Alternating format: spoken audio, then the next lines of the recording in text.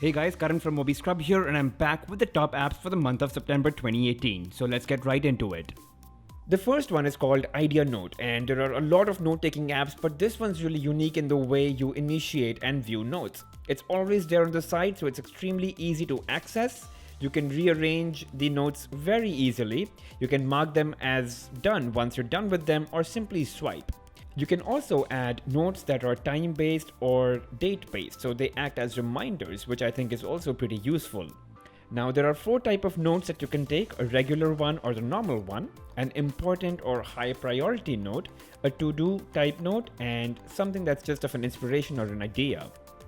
And the main reason I love this app is because it's really easy to take a note. You can take that note from anywhere. Just slide from the right, start taking down the note, set the type of note it is, pick a date and a time if you want it to be a reminder, and you're all set. You can also just take a voice note, which automatically converts your voice into the reminder, as well as keeps the voice note intact for you to play back later. So it converts your voice into text and saves the note. You can also play back the sound that you recorded. The next one is called Movies, and it's a navbar music visualizer. It's just a visual treat to have on your screen when you're watching a video or listening to music. It puts up a beautiful music visualization on your screen, whether it is at the bottom of the screen behind the navbar or at the top along with the status bar. It works with all apps that have sound output, but you can, go into settings and select apps that you don't want it to be enabled on. Now, there are a bunch of visualizations to choose from, and most of them look really nice. You can go into the catalog and see all of them. Some are free, some can be unlocked by watching a video ad, and some are only available in the Pro mode, which is for $2.49. Another interesting feature is that you can take up a visualization that's already fed into the system, choose from the various styles, and then you can choose the color. So you can personalize this to an extent. You can match it to the wallpaper that you have or the theme of your Android phone. And once you're done, just set it. Now obviously you're going to need the Pro mode to be able to do that, and it's not for free. Also, if you go into settings, you'll get the option to choose where you want this visualization to appear. You can have it right behind the navbar, on top of the navbar, or all the way up to the status bar. But I recommend you have it right under the navbar. It's the best place. The app also allows you to choose which apps it should not play in. So you can always go into select apps option, and you can disable the apps in which you don't want the visualization to appear. Also, as a general rule, I have enabled hide on full screen apps and hide in landscape orientation, because when you're playing games or watching movies, you don't want this to play. And guys, before we move on to the third app, it'll be really great if you could just subscribe to my channel and like this video, because I'm really trying to get to 100k subscribers, and this can really help.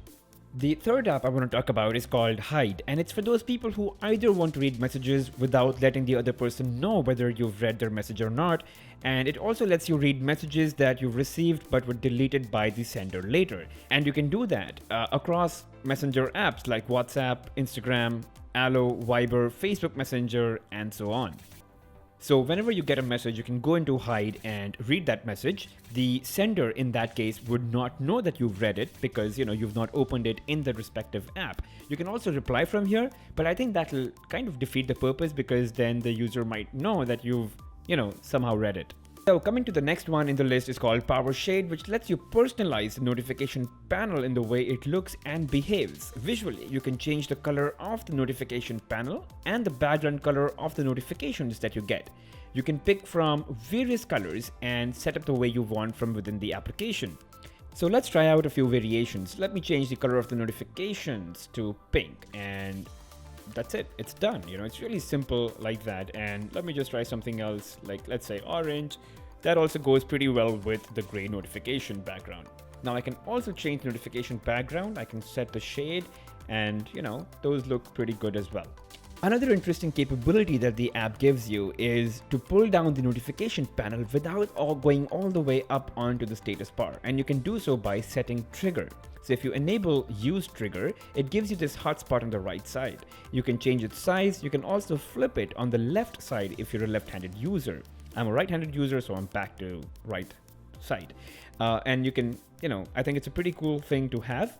Additionally, it also gives you the control to change the grid size that you see in the notification panel. So right now, if I pull down the notification panel, you'll see a 3x3 grid. I can increase the number of icons I see per row per column, but that's a pro feature. I can also group similar notifications just like in iOS, but that's again a paid feature, so you'll have to upgrade to pro. Okay, moving on. The issue with Android devices is that some of them have pretty useful lock screens and some are really simple with no functionalities.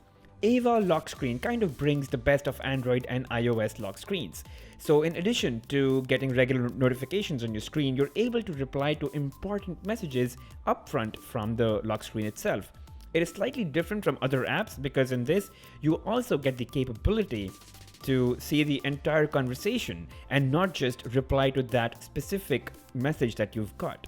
Unfortunately, that is a paid feature, so you'll have to buy the developer a cup of coffee worth $3 to be able to unlock all features.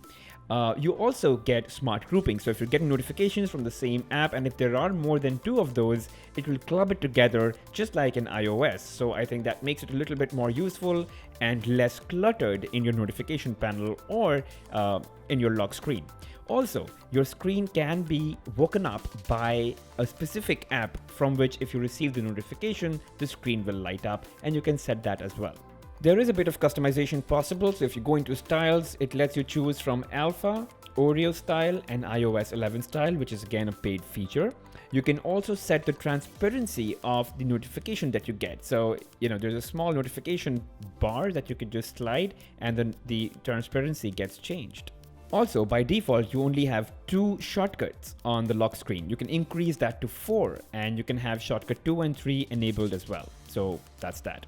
Also, you get a unique capability of adding widgets onto the lock screen, right? So you can see that I have the weather widget and the Gmail widget configured here, and you can actually just have a lot more widgets. So if you go into the app, go into widgets, right now I have 2. You could go ahead, tap the plus icon, and then you can choose from more widgets to place onto the lock screen and have a lot more control and usability from within the lock screen. Now, I'd like to highlight just one thing. If in case you have iris unlock or face unlock, then the only way to use that would be you switch on the lock screen and swipe up, and then the phone is going to check for face or iris and it'll unlock your phone. So that's it, guys. Those were the top apps for the month of September 2018. Hope you guys really enjoyed the video. Do leave me a thumbs up and don't forget to subscribe.